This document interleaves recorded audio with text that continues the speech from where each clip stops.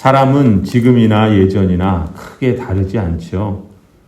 중동의 이스라엘 사람이나 한국의 아시아의 한국이나 지역이 다르고 또 문화가 다르고 또 2000년 전이나 지금이나 사는 시대가 다르더라도 사람의 본질은 별 차이가 나지 않습니다.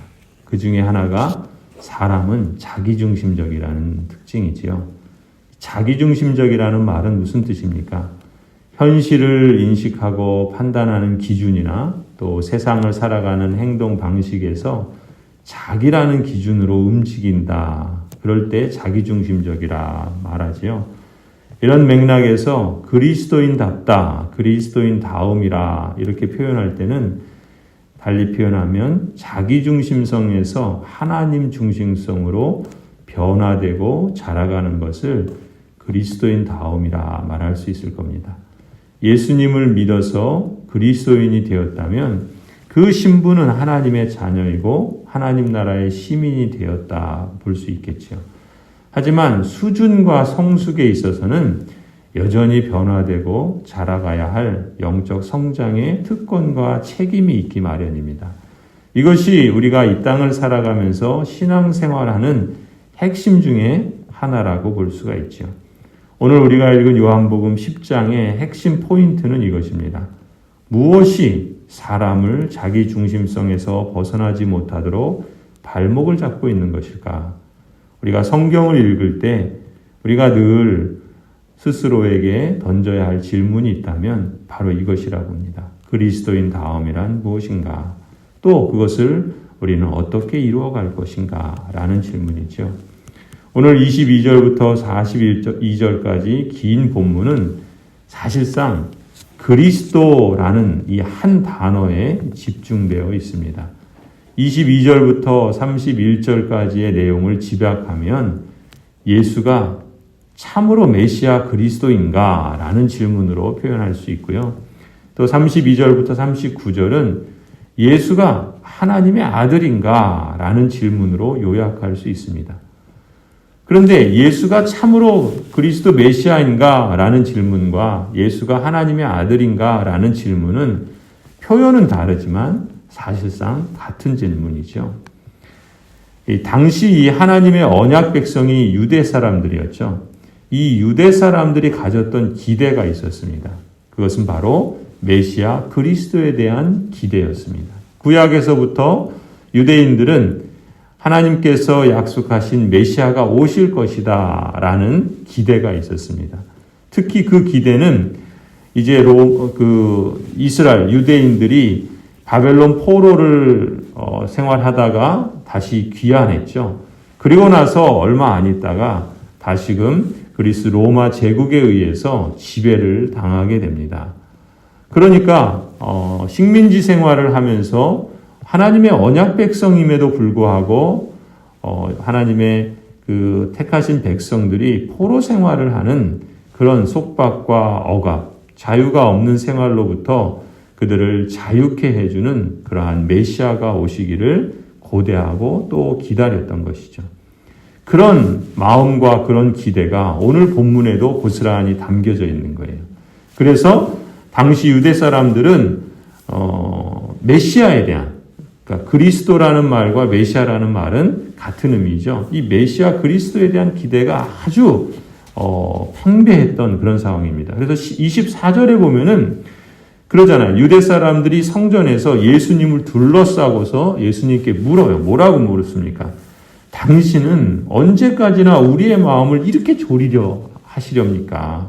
당신이 그리스도이면 그렇다고 분명하게 말하여 주십시오. 이렇게 말하잖아요. 그러니까 지금 당시 유대 사람들에게 있어서는 메시아, 그리스도를 그렇게 고대하고 기다리고 있는데 이 그리스도라는 단어가 메시아와 같은 뜻이에요. 차이가 있다면 그리스도라는 말은 헬라어고 메시아라는 말은 히브리어예요. 그러니까 같은 뜻을 갖고 있어요. 기름 부음을 받은 자라는.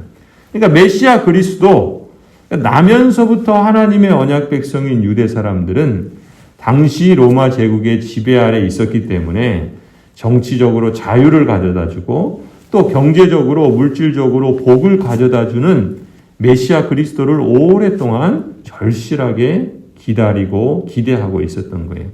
그런데 마침내 예수님이 오셔서 예수님이 행하시는 기적을 보고 또 예수님이 설교하시는 권위 있는 말들을 듣고 보면서 바로 이 사람이 우리가 기다리던 그 메시아가 아닌가라고 하는 기대가 점점 커졌던 거죠. 병든 사람을 고쳐주고 마귀의 세력을 내쫓고 먹을 것을 배부르게 먹여주고 이런 걸 보면서 예수님이 하시는 일들을 보면은 메시아 그리스도인 것 같기도 하고 또 반면에 예수님이 말씀하시는 설교를 들으면 당시 유대 사람들이 생각할 때 메시아가 아닌가? 메시아로 인정하기에 껄끄러운 부분들도 있었던 거예요. 그래서 그랬던 것이죠. 그런데 이제 33절을 보면 어떻습니까? 유대 사람들이 대답하였다. 우리가 당신을 돌로 치려고 하는 것은 선한 일을 하였기 때문이 아니라 하나님을 모욕하였기 때문이요. 당신은 사람이면서 자기를 하나님이라고 하였어. 이렇게 말하잖아요. 이 무슨 얘기입니까? 지금 예수님이 행하시는 기적들을 보면은 이 유대 사람들이 기대하고 또 기다리던 그 메시아인 것 같아요. 자신들의 그 정치적인 능력을 행하셔서 자유를 줄 것 같고 또 귀신을 쫓아내니까 또 평안을 줄 것 같고 또 먹을 것을 배불리 먹여주니까 자신들의 필요에 부응하는 것처럼 그렇게 보인단 말이죠. 그래서 예수님이 행하시는 기적을 보면 메시아인 것 같기도 한데 반면에 예수님이 그 기적을 언제 행해요? 안식일에 행한단 말이죠. 안식일을 범한다는 거예요. 또 자기가 하나님이 보내신 분이다 이렇게 말하면서 하나님과 나는 하나다 이런 말을 하니까 이런 얘기를 들으면 이 유대 사람들이 갖고 있는 생각과 기준에서는 도저히 받아들일 수 없는 말들을 한단 말이죠. 하나님, 사람이면서 어떻게 자기가 하나님이라고 할 수 있느냐? 이건 신성 모독이 아니냐? 이렇게 보였기 때문에 그 34절 표현처럼 유대 사람들은 한편으로는 메시아 같은데 또 다른 한편으로는 자기들의 생각과 그 판단으로 볼 땐 오히려 메시아가 아니고 하나님을 모독하는 사람과 같아 보이기 때문에 돌로 치려고 이렇게까지 반응을 보였던 겁니다. 이렇게 보면은 당시 유대 사람들이 보인 반응은 그야말로 정반대예요. 한쪽에서는 메시아 같고 또 다른 쪽에서는 돌로 쳐 죽이려고 하고 그런데 사실은 이렇게 정반대의 모습이지만요. 사실 그 핵심을 꿰뚫어 보면은 이 유대 사람들이 보인 반응은 공통점이 있습니다. 그게 뭐냐면 자기중심성이에요. 자기중심성. 자기중심성은 뭐예요? 모든 것을 자기중심으로 생각하는 거예요. 쉽게 말하면 내가 원하는 것 들어주고 내가 필요로 하는 그 기대에 부응해주면 그 사람이 메시아인 거예요. 그러니까 기적을 행하면서 자신들의 필요와 기대에 부응할 때는 예수님을 메시아로 인정하는 거예요. 그런데 자신들의 생각과 기준에 어긋나면 그럴 것 같으면 그렇게 메시아라고 따르고 인정하던 예수님이라도 쳐 죽이려고 한단 말이죠. 그건 다 뭐예요? 자기가 중심인 거예요. 그러니까 나를 만족시켜주면 메시아. 내 생각과 내 판단에 나를 만족시켜주지 못하면 이건 쳐 죽일 존재. 이런 식으로 판단 기준과 행동 방식이 다 자기를 기준으로 움직인단 말이죠. 이게 자기중심성이에요. 그런데 이 자기중심성이라는 것이 사람의 본질이에요. 죄 아래에 있는 인생은 다 자기중심적으로만 생각해요. 자기가 볼 때 만족스러우면은 그게 좋은 거고 자기를 만족시켜주지 못하고 자기 생각과 다르면 그게 다 왼수인 거예요. 이런 식으로 다 자기중심적으로만 움직이고 생각하고 판단하고 말한단 말이죠. 이 자기중심성이 이 사람의 본질이라는 점은요.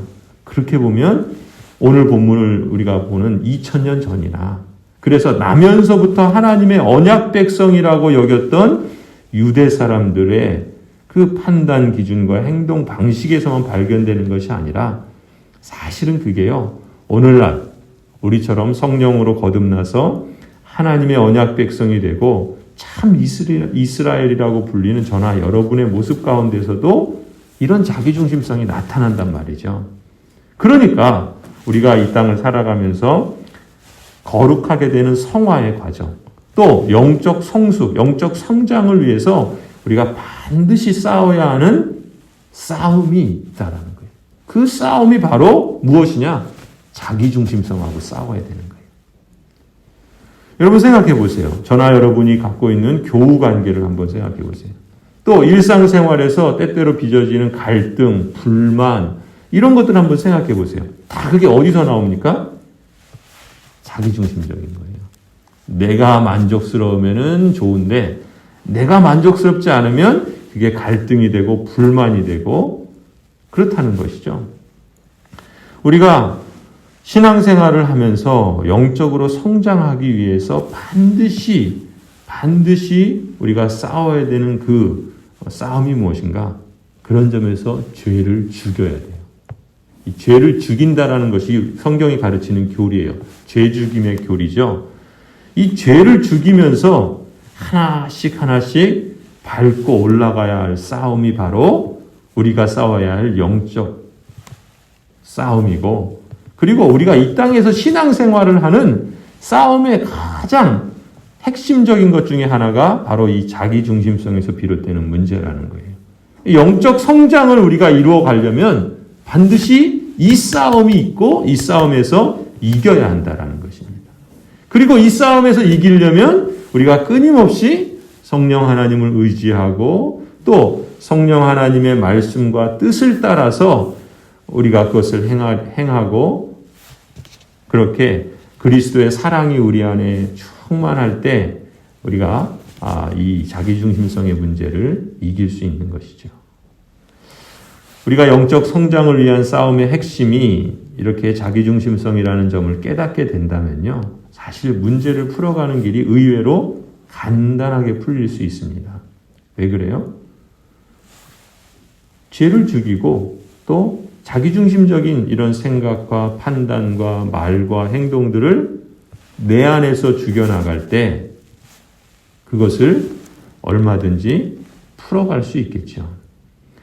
반대로 자기중심성을 인식하지 못해요. 내가 얼마나 내중심적인가라는 것을 생각하지 못해요. 다 남 탓이고 다 남의 잘못이에요.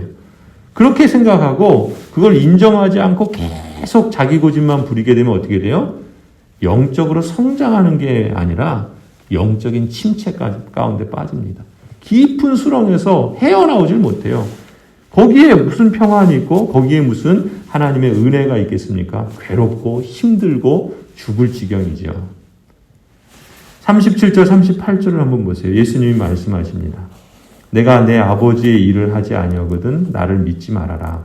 그러나 내가 그 일을 하고 있다면 나를 믿지는 아니할지라도 그 일은 믿어라.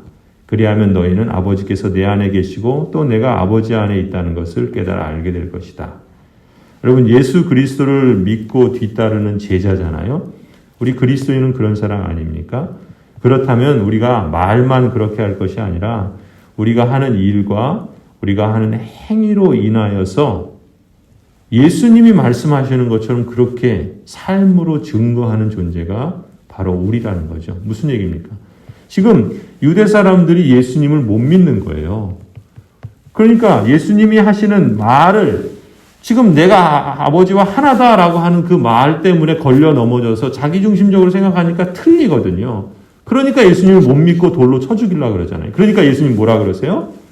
그렇다면 내가 하는 말을 못 믿는다면 내가 하고 있는 그 일을 믿어라. 그러면 내가 아버지께서 내 안에 계시고 내가 아버지 안에 있다는 것을 깨달아 알게 될 것이다 라고 말하잖아요. 무슨 얘기입니까?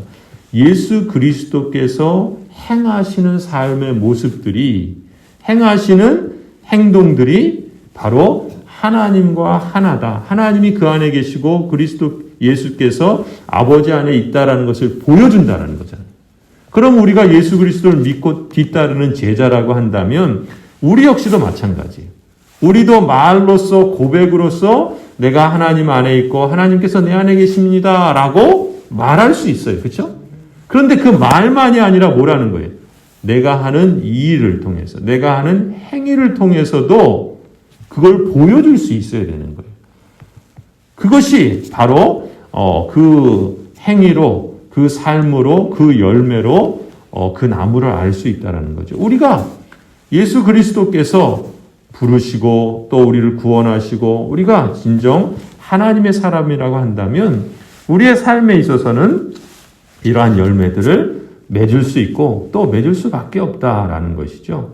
바로 우리도 예수님을 뒤따르는 제자로서 삶으로 증거하는 존재, 곧 증인이 되었다라는 것이죠. 40절을 한번 보세요. 그러다가 갑자기 이제 본문이 그러니까 예수님께서 요한이 세례를 베풀던 곳으로 가셨다라는 것으로 연결이 돼요. 왜 갑자기 사도 요한은, 오늘 요한복음을 쓴 사도 요한은 이런 지금 예루살렘 성전에서 지금 있었던 일들을 이야기하시다가 왜 갑자기 세례 요한이 세례를 베풀던 곳이 어디입니까? 요단강이잖아요. 그곳으로 가시는 그런 이야기를 하는 것인가? 왜 그렇겠습니까? 요한이 세례를 베풀던 곳은 어떤 곳이에요?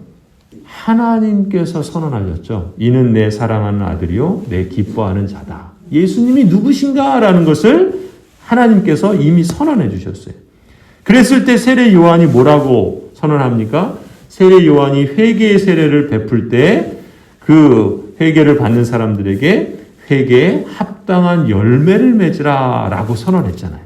그러니까 지금 사도 요한은 이 10장에서 두 가지 질문이라고 그랬죠. 예수님이 누구신가? 예수님이 하나님의 아들이신가? 메시아 그리스도이신가? 그것을 초기에 그 요한복음 초기에 예수님이 세례를 받으시던 그곳에서 하나님이 선언하신 그 말씀과 그리고 세례 요한의 그 선언, 회개에 합당한 열매를 맺으라 하시는 그 말씀을 우리에게 상기시켜 주는 거예요.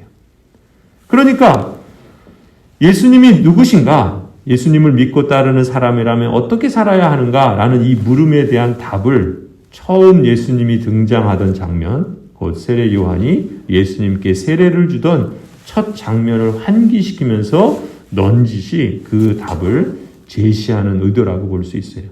그래서 42절 어떻게 마무리됩니까? 그곳에서 많은 사람이 예수를 믿었다. 그러죠. 무슨 얘기예요? 회개는 뭡니까? 그 회개의 핵심은 자기중심성을 버리고 하나님을 주인으로 인정하고 따르는 행위가 회개지요.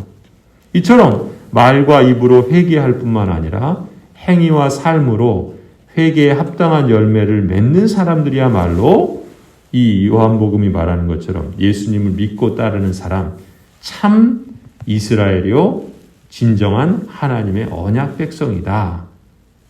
그것을 믿고 따르는 사람들이 바로 예수를 믿는 사람들이다라는 사실을 강조해 주시는 것이죠. 하나님의 택하심을 받은 거룩한 성도 여러분, 여러분은 하나님께서 택하시고 부르신 복된 사람들입니다.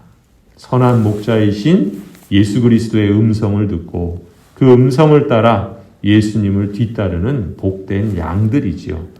또 성령께서 여러분과 날마다 또 매 순간마다 함께 하시는 복된 성전이기도 합니다. 저나 여러분이 죄와 싸우면서 죄를 죽이고 하나님의 뜻을 따라서 선을 행하고자 하나님께 기도하고 하나님을 의존한다면 성령 하나님께서 여러분 가운데에서 거하시고 역사하시는 복된 성전으로 더욱더 성장하게 하실 줄 믿습니다. 삼위일체 하나님께서 여러분을 사랑하십니다. 여러분과 함께해 주십니다. 그러한 것처럼 저나 여러분도 그 사랑을 기억하십시다. 그리고 그 사랑 안에 거하십시다. 그리고 회개에 합당한 열매와 하나님을 기쁘시게 하는 선한 일을 행함으로 주님의 제자로서 또 하나님이 거하시는 성전으로서 오늘도 영적 성장의 길을 한 걸음 한 걸음 내딛는 복된 하루가 되기를 간절히 축원합니다.